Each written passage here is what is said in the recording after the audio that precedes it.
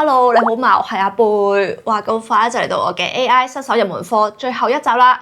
咁上一集咧就同大家詳細講咗 ChatGPT 嘅應用操作，但話係知使用晒 ChatGPT 嘅功能咧，唔等於發揮到佢嘅最大潛能，因為真正嘅關鍵咧係要識得點樣問問題，即係點樣寫好 prompt 提示詞。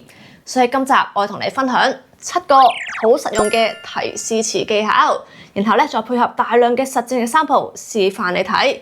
總之又係資訊量爆燈，咁準備好咧，我哋就即刻開始啦！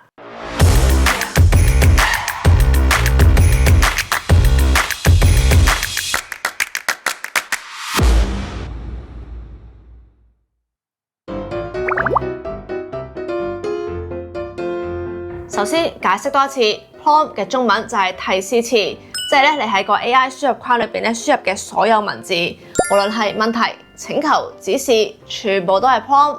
之前都講過，你要問得清晰 ，AI 咧先會答得準確。咁你可能有個疑問啦，係咪真係代表每次問問題都要諗過度過，好複雜咁喎？咁可以放心，唔使咁驚住嘅，因為咧大部分嘅時候咧，你其實都可以隨意咁問問題。好似咧同朋友 WhatsApp 傾偈咁樣，我咧就會將 prompt 分為2大類，就係隨意 prompt 同埋精準 prompt。咁隨意 prompt 就係適合一啲咧有明確答案嘅即興問題，即係你忽然間諗到嘅問題，例如雞蛋點煮好食啲啊？世界上最快嘅動物係乜嘢？咁呢一啲問題咧 AI 都可以秒答你，因為咧佢只係根據資料庫裏邊揾答案。而其實我平時咧都係咁樣用 AI 㗎咋，90%問題咧都係即興問，所以咧大家都唔需要咁大壓力啊。但如果你想 AI 幫你做更深入嘅事，例如寫文章，俾創作靈感你，俾一啲專業嘅建議你，或者分析數據等等等等，你就要學識點樣寫精準嘅 prompt 啦。總結一句咧就係簡單問題隨便問，深入問題精準問。寫好精準 prompt 嘅核心就係要將你腦海中嘅需求轉化成清晰嘅文字指示，確保 AI 準確理解。所以原則咧係有2個，第一就係要有足夠嘅資訊，第二就係要有清晰嘅指引。要永遠記住8字真言：足夠資訊、清晰指引；足夠資訊、清晰指引。呢一個咧就係所有 prompt 技巧嘅核心原則啦。咁之後咧，我教嘅7大 prompt 提示詞技巧咧，都係基於呢8字真言，咁就可以令你更加容易指揮 AI。咁注意翻以下嘅提示詞技巧咧，就唔只適用於 ChatGPT 嘅，係所有 AI 模型都適用㗎。技巧1：設定 AI 角色。設定好 AI 嘅角色，就等於幫 ChatGPT 揾到個代入身份，例如老師、編輯、顧問等等等等。目的咧就係想令 AI 嘅回應咧貼近翻現實中專家嘅角度，唔會咧答啲太 general 嘅嘢俾你。咁呢個細節咧其實好關鍵㗎，因為咧咁樣可以即時引導 AI 嘅語氣、觀點同內容嘅方向，令佢俾你嘅回應咧更加聚焦、更加到位、更加貼近你嘅實際需求。咁咧建議大家盡量具體啲咁樣設定角色喎，例如唔好淨係講升學顧問，而係熟悉香港教育制度嘅升學顧問。咁 AI 咧就會理解得更加精準，回應嘅內容咧就會更加貼地㗎啦。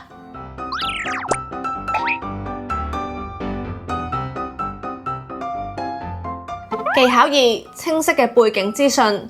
記住 AI 一開始咧係唔識你㗎，亦都唔知道你嘅背景。你可以想象用 ChatGPT 就好似揾個新朋友幫你諗計，你講得越清楚，佢自然幫得越上手。但你講得好模糊，佢只可以亂咁估。所以提供清晰嘅背景資訊，就等於俾佢提示，越多線索 AI 咧就越唔會行錯方向。好似咧，如果你想學用 iPad 畫畫，咁冇背景資訊嘅問法咧就係咁樣。我想學 iPad 畫畫，可以點開始？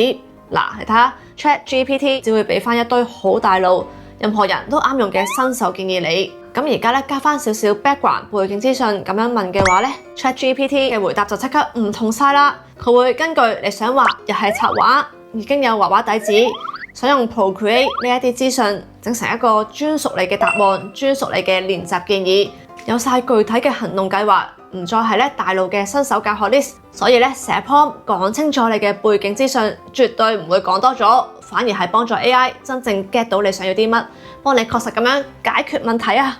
技巧3：明確提問目標。講清楚你明確嘅需求目標，係幫 AI 對齊返你真正想佢做嘅事。剛才呢個 prompt 其實已經有一個明確嘅目標，就係叫 AI 設計一個練習方向俾佢。不過如果你加多句你想係2星期內畫得出一張簡單嘅人物插圖，咁樣問法咧就會更加明確。ChatGPT 就唔會再俾你一大堆 checklist， 而係幫你拆解2星期內每日畫啲咩，點樣安排練習進度。即係話技巧2清晰背景資訊，係講你係邊類人，係咩情景，面對咩問題。技巧3嘅明確提問目標，就係講你想佢幫你做啲乜，點樣幫，做到咩地步。記住 AI 咧係唔識讀心㗎，你講得越清楚，佢先會幫你幫得越精準啊。第4個技巧，指定回應格式。有時咧 AI 俾你嘅答案未必次次都啱你心水，可能有時太長，可能有時冇重點，有時啲資訊亂晒，好難睇得明。咁呢個時候其實你可以直接講清楚你想要佢俾咩格式你，例如用表格、用清單、FAQ 或者分段寫， AI 會跟你嘅指示去排好結構。咁樣咧唔單止睇得舒服，仲可以令到內容更加清晰、更加結構化。咁我咧已經幫大家整理咗幾種常見格式嘅用法例子，睇下邊啲你有 feel 覺得會用得着，咁以後咧就識得點樣同 AI 溝通啦。技巧5，調整語氣風格。AI 咧其實好彈性，可以模擬咧唔同嘅語氣同埋風格，你講得出佢做得到，無論係親切啲、專業啲、文青啲，定係鼓勵啲咧都可以。當中咧我最常用嘅語氣風格就係淺白解釋型。因為咧佢可以令我對一啲艱深嘅概念瞬間明白，而好明顯咧，我製作呢個 AI 新手入門系列影片嘅時候咧，都會用咗好多淺白解釋型嘅技巧咧嚟問 AI。當中嘅例子咧就包括以下呢一堆啦。但謹記，淺白咧唔代表內容咧變得膚淺，而係令對方真正明白、真正 get 到，係更深嘅層次嚟㗎。咁依家有 AI 咧就真係好幫得手，只要你講清楚你想要幾錢，講俾邊一類人聽，佢都可以配合你調整佢嘅講法啦。另外，仲有一個類型咧，我都好常用，就係呢個香港人用語型。因為咧，當你唔俾指引佢咧 ，AI 咧有時俾我哋嘅用字咧會寫到咧好似中國文案或者台灣嘅文章咁。但係如果咧你喺個 prompt 度加翻回應貼近香港人日常講法，咁成個效果咧就會好好多噶啦。當中咧我最常用咧就係呢一句啦，得啦，大家可以參考一下。仲有其他例子咧，包括以下呢一啲。記住，調整好語氣風格咧，就等於調整好 AI 嘅表達方式。語氣一變咧，成段內容嘅 feel 咧就會唔同晒噶啦。技巧6，限制回應範圍。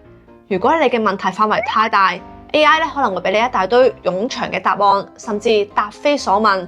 所以咧，如果你冇界線， AI 咧就會答過龍，講咗啲咧你唔需要嘅嘢。但係一講清楚，想佢講啲咩，唔使講啲咩，佢嘅回應咧就會更加聚焦，更加實用。咁最常用嘅限制例子咧，就係限制佢嘅長度，限制佢嘅篇幅，避免佢回應過長。而其他常用嘅限制方式例子咧，仲有呢啲。記住 ChatGPT 呢類 AI 咧，通常都好盡責，習慣咧俾足料你。但事實係咧，我哋未必次次咧都想要咁多，所以你越清楚講明界線 ，AI 咧就會越知道點樣收窄範圍，集中火力幫你搞掂最重要嗰一 part 啦。咁講咗咁多技巧，其實有一個最勁、成效最高嘅方法仲未介紹，就係技巧7，範例參考。因為對 AI 嚟講咧，學得最快嘅方式就係睇例子。你俾佢一個示範，佢就會照住模仿，無論係語氣、結構、格式都可以模仿到，準確度咧即刻提升幾倍啊！咁咧，我俾一個放去日本旅遊好實用嘅真實例子，大家睇下。呢個 prompt 嘅重點咧，我係想 AI 俾埋一個廣東話嘅日文發音我。咁咧，我直接用個範例格式俾佢咧，佢就即刻 get 到我想要啲咩啦，係咪好實用咧？所以提供範例咧，可以大幅提升 AI 回應嘅質素，確保內容符合你嘅風格、語氣同埋格式需求。咁以下嘅8個情景都好適合你加埋一個範例俾 AI 快速理解。記住，只要直接俾個範例 AI 參考，答案咧就會好10倍啊！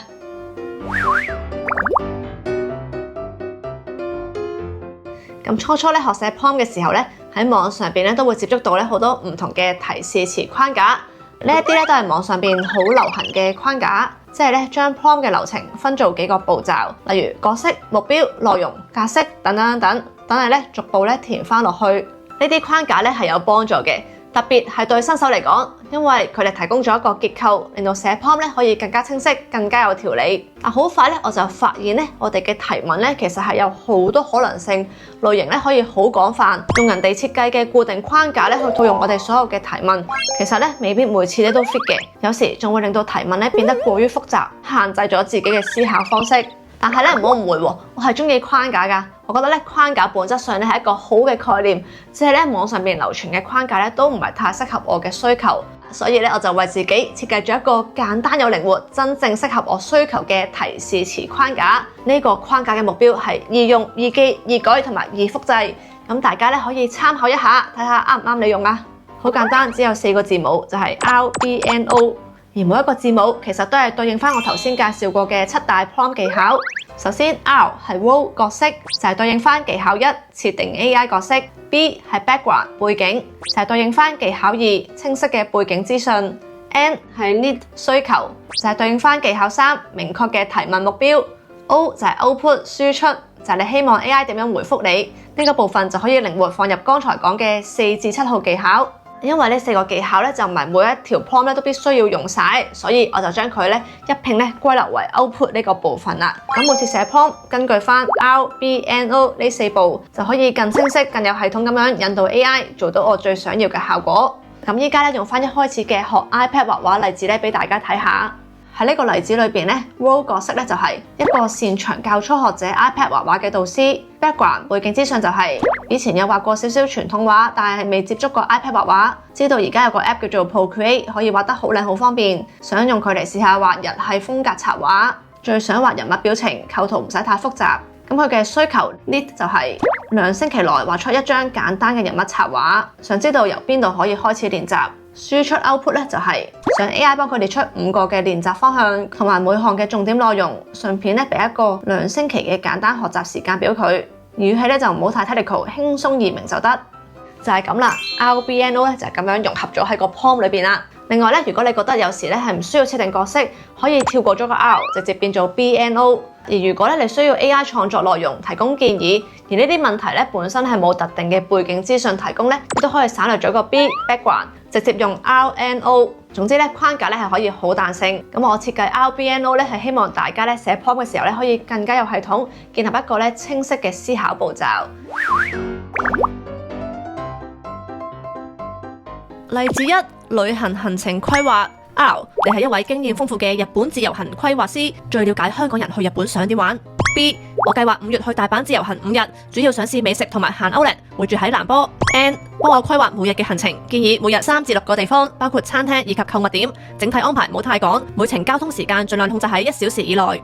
O， 請用表格格式呈現每日建議，內容包括每個地點嘅介紹、詳細交通方式以及建議逗留時間。另外，希望每個景點可以附上一句簡單嘅日語對話情景作為參考，例如點餐、搭車、買嘢等常見嘅情況，需要有解釋以及日文發音顯示。例子如下。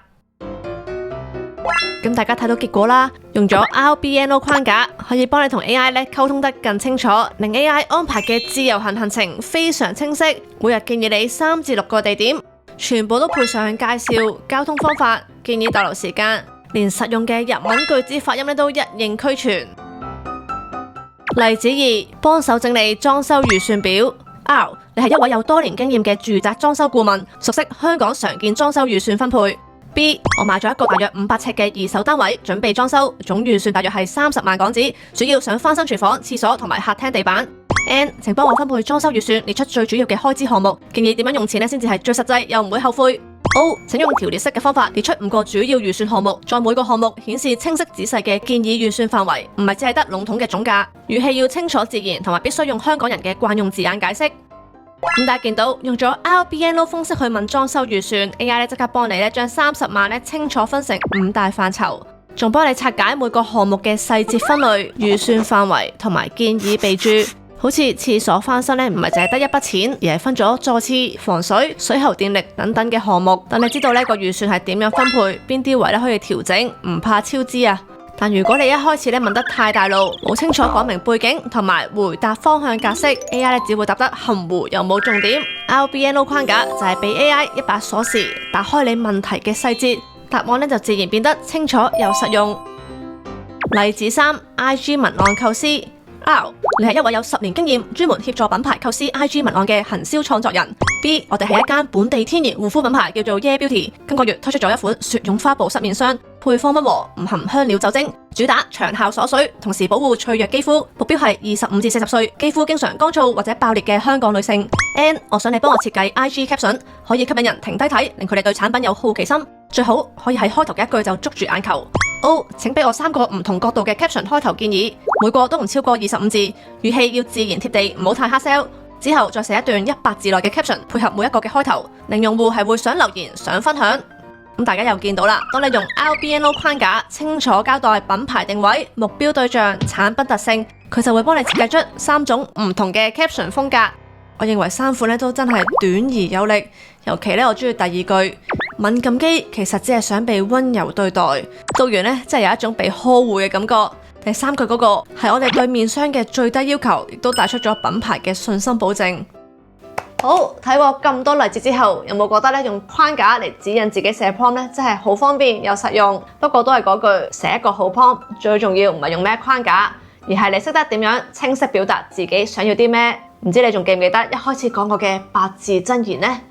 足夠資訊，清晰指引。足夠資訊，清晰指引啊！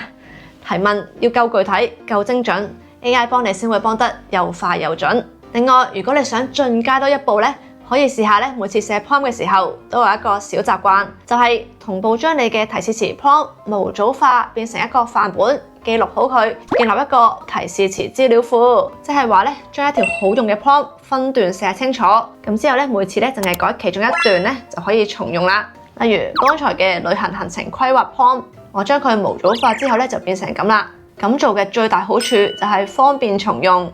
將好用嘅 prompt 模組化佢真係好正噶，因為之後問類似嘅問題，只要複製翻呢個 prompt 嘅範本，改翻個背景資訊就用得勁快手，唔使下下諗起寫 prompt 就覺得煩啊。我嘅 AI 筆記仲整理咗50個模板 template 俾大家睇下，係啦。咁我最尾再同大家介紹，依家想剩多3個進階技巧俾大家先啊。如果想再進一步發揮 AI 嘅真正潛能，我仲有幾招自己珍藏嘅進階提示詞玩法，而家就決定唔保留，講晒俾你聽，就係專門答謝睇片睇到我呢一刻嘅你哋，多謝你嘅支持。咁以下呢3招我真係成日都用，佢幫我節省咗唔少嘅努力同埋時間啊。第一招 AI 自我優化，如果你問 AI 問題，但係佢俾你嘅答案你覺得好似唔夠好喎，好似可以再答得好啲咁，咁你通常會點做？咁正常應該係修改下個 prompt，然後再問佢一次啦，係咪？但係其實有個更聰明嘅方法，就係直接叫 AI 自己修正自己，因為 AI 其實係識得睇翻自己講過啲咩，然後再分析有咩唔夠好。例如試一試剛才我哋示範過嘅 sample， 咁喺 ChatGPT 答完之後我哋加埋以下呢一句，請檢查你剛才的回應，找出2個可以改進的地方，並提供優化建議。睇下係咪好勁啊 ？AI 會自己分析自己，話你知邊啲地方可以改善，然後幫你寫出更豐富、更高質嘅版本。所以呢招一定要記住佢啊！技巧2 AI 雙專家模式。之前我哋學過寫 prompt 嘅時候，設定好角色 role， 目的就係想令 AI 以特定身份嚟回答你，咁內容就會更加聚焦，回應就會更加到位。例如你叫佢代入熟悉中西營養搭配嘅專業營養師，或者10年經驗嘅市場營銷顧問 ，AI 嘅回應就會貼近現實中專家嘅角度，唔會答啲太 general 嘅嘢俾你。但你知唔知角色唔止淨係可以 set 1個，仲可以 set 2個添啊！你可以俾佢2個身份互相合作，好似一場 AI 嘅專家對話。咁樣唔單止資料更豐富，內容仲更加全面，更加有層次。舉個例，如果你想 AI 幫你翻譯英文文章，你可以咁樣寫：第一步，先叫 AI 以擁有30年經驗的翻譯專家身份翻譯英文內容；第二步，再請 AI 代入中文語言專家嘅身份幫你優化語句，令到文風更加貼地自然。咁我成個 prompt 就係咁嘅。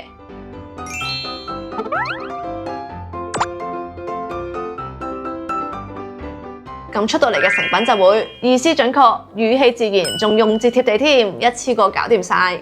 咁呢個方法除咗用喺翻譯之外，仲有好多情況都用得着嘅喎。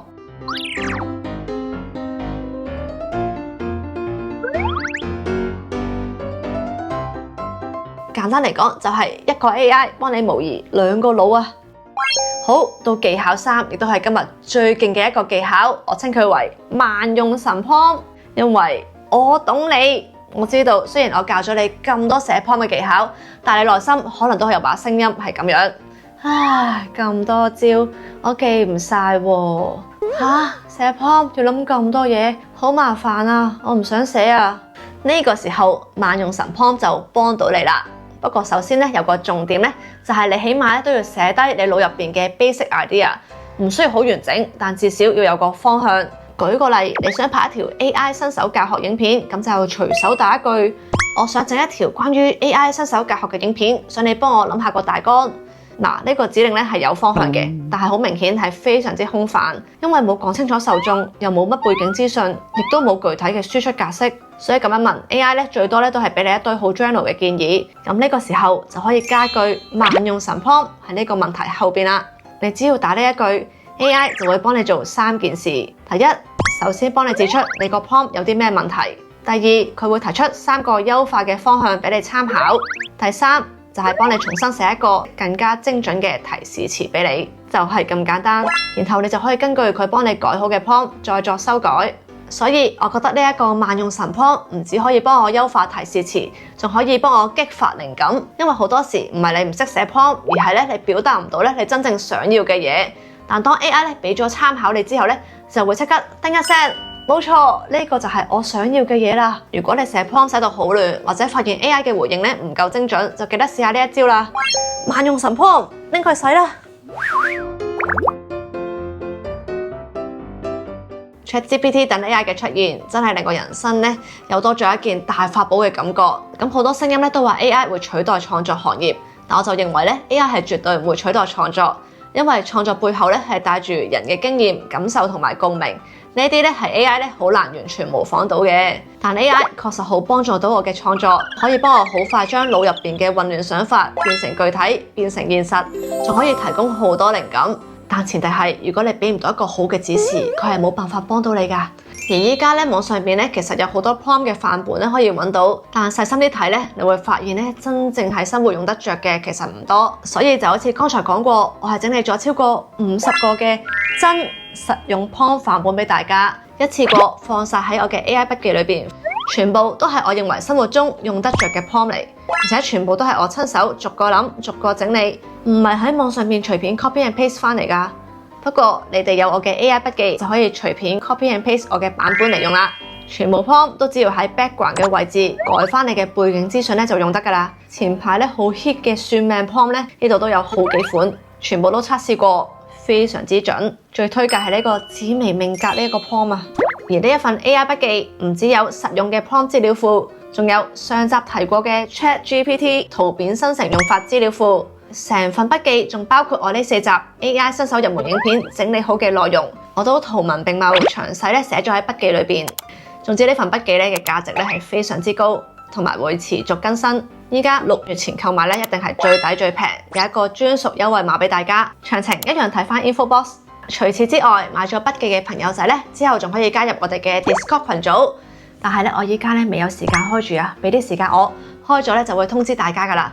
到時希望可以同大家一齊研究 AI 啦。係啦，咁希望大家都中意我今集嘅內容，中意我成個 AI 系列嘅影片啦。我真係用咗好多心機整理，改稿都改咗好多次，希望能夠將我認為最實用、最有幫助嘅 AI 資訊分享到俾大家。AI 時代嘅來臨對我嚟講就好似有個寶箱擺喺你面前，裏面裝住無限可能。開佢其實唔難，但如果你唔理解 AI 嘅運作邏輯，就好似攞住個寶箱喺手，但係點揾都揾唔到開鎖嘅方法，錯過咗入邊所有嘅寶藏。我希望我嘅影片可以成為你哋打開寶箱嘅鎖匙，幫你打開 AI 嘅世界，發掘屬於你嘅無限可能。